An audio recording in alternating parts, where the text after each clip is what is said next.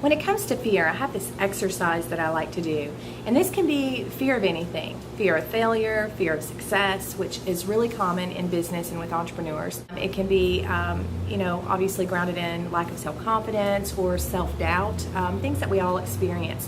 But fear comes in lots of forms, so it could be anything. Let's say fear of asking someone out. So what's the worst that could happen? The exercise I like to do is called the worst case scenario exercise. So when I'm having some doubt or some anxiety or some fear about something specific in my life or in my business, I like to sit down and do this exercise. And basically, I list out all of the worst things that could possibly go wrong, all of the worst things that could possibly happen. So if we go back to the basic example of asking someone out, the worst that can happen is you get rejected or you get laughed at. All those things go on your list. Here's the thing though, if you don't ask that person out, you will never get to go out with them. So you're guaranteed to fail. If you do ask that person out, then you're not guaranteed to fail. So that's a positive, right?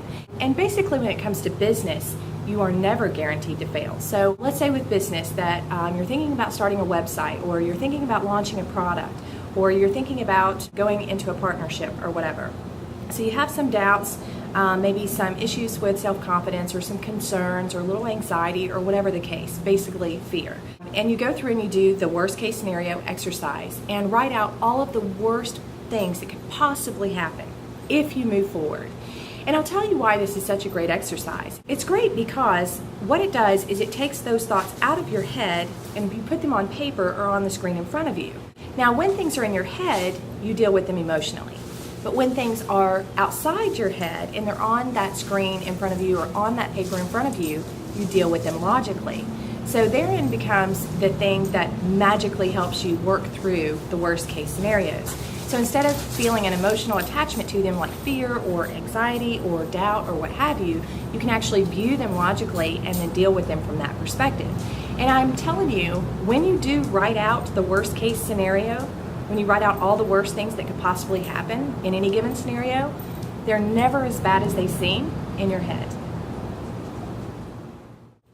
Back to business. When it comes to fear of failure, fear of success, fear of launching, or whatever the case, if you don't do it, you're guaranteed failure. So your worst case scenario is already true if you don't move forward. If you do move forward on any business venture, you can't fail. In fact, you're only guaranteed varying levels of success. So the only way to truly fail if you have a fear of failure is to do nothing at all. But if you actually do something, what's the worst that could happen?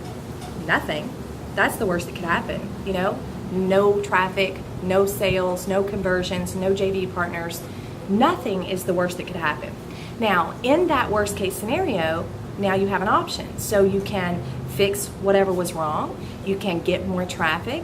You can approach different JV partners. There's so many different things you can do. But once you actually take that step and put your product out there or launch your blog or whatever the case may be, then you just continue to tweak it and you continue to fix it. You continue to get some feedback, make some changes, whatever the case, and until you see a little more success and a little more success. And you keep testing and split testing and trying different things until you get it where you want it to be in regards to a success of a project.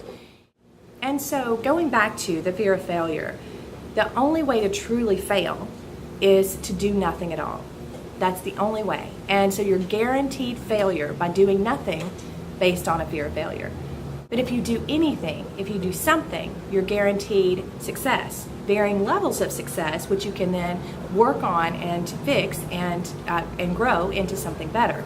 So the fear of failure is a wash. It's not a good excuse. You can't use it anymore.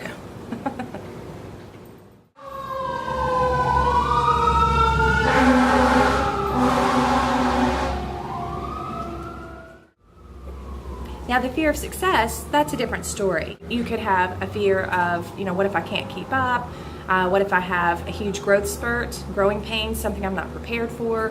What if I can't follow through? I mean, there could be all kinds of things, going through your mind. But there again, you do the worst case scenario exercise. What is the absolute worst that could happen if you were wildly successful?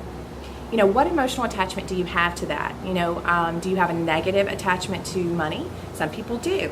But the thing is to sit down and get it all out of your head and put it on the screen in front of you or put it on paper in front of you and decide what's logical and what's emotional and deal with it logically. So when it's in your head, again, you're going to deal with it emotionally. You're going to feel anxiety or doubt or concern or fear or what have you. But when you put it in front of you and you deal with it logically, it's a different story. And normally, like I said, it's never as bad as it seems. And there are always solutions. But my advice is this: quit thinking on it. Sure, you're going to have some doubt, you're going to have some fear, you're going to have some anxiety, but quit thinking so much on it and just go. Just do it. Because then you can take care of things from there. What you can do is you can attack things as they happen, as they come along. Because all the things you could possibly think up to go wrong are just a very tiny list as far as what could really happen.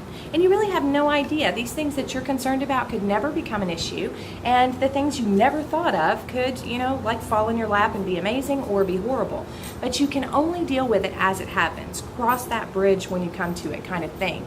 So it's a total waste of energy to be afraid of or concerned about or doubting certain things that haven't even happened yet and may never happen. So again, my advice is go for it, wing it, figure it out as you go along, fix things as they break, and if things grow too fast, bring in some help. Do whatever you have to do in the moment. But whatever the case, don't let fear or lack of self-confidence or doubt or any of those other negative emotions step in the way of you going for what you want, even if it is asking that other person out or calling someone up and saying I'm sorry because you missed their friendship or whatever the case is. Not doing it out of fear of rejection or fear of failure or fear of whatever is going to guarantee you the worst result possible.